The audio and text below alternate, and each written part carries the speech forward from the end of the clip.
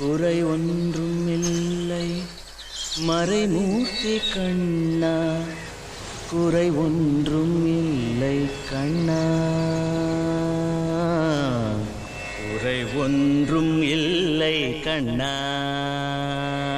குறை ஒன்றும் இல்லை கண்ணா, குறை ஒன்றும் இல்லை கண்ணா.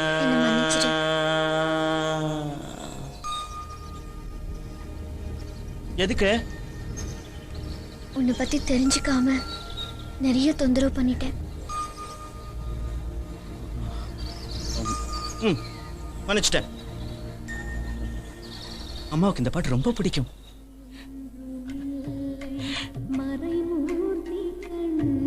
அம்மா ரொம்ப நல்லா பாடுவா.